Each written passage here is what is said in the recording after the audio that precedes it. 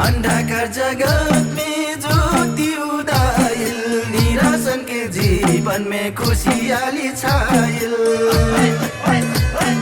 अंधकार जगत में ज्योति उदाइल, निराशन के जीवन में खुशहाली छाइल। जौने व्यक्ति यीशु ज्योति पछाई, ओकर सारा पाप क्षमा हुई।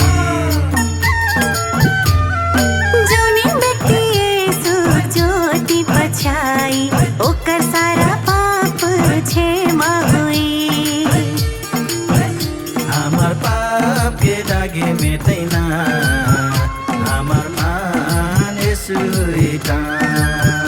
हमर पाप के दागे मेटैन, हमर मान यीशु हेटा। हमार पाप के दागे मेटैन, हमार मान यीशु हेटा।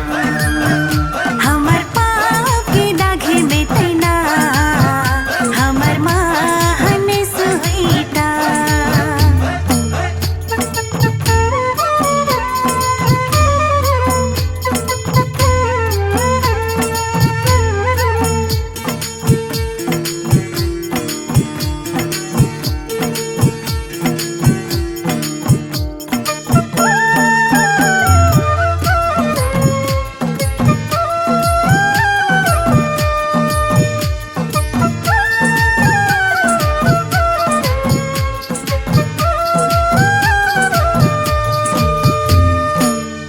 फंदा में से कोई नहीं बचिया, एक मात्र यीशु उद्धार करिया।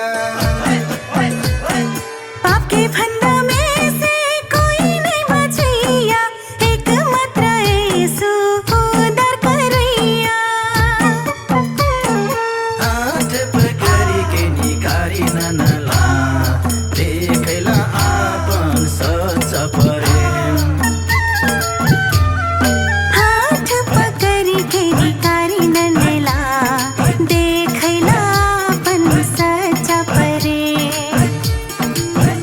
हमार पाप के दागे मेटैन, हमार मान यीशु हेटा।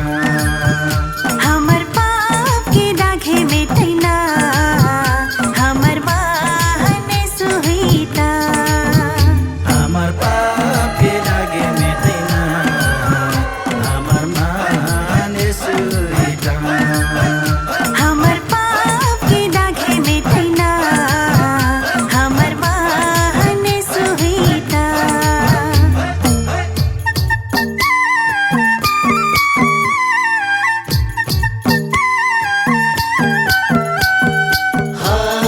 हालेलुया,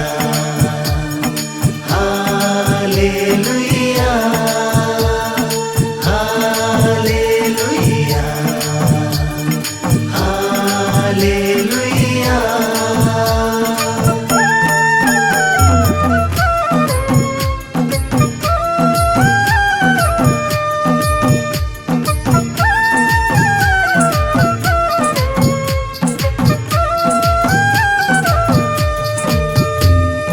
स्वर्गीय पिता से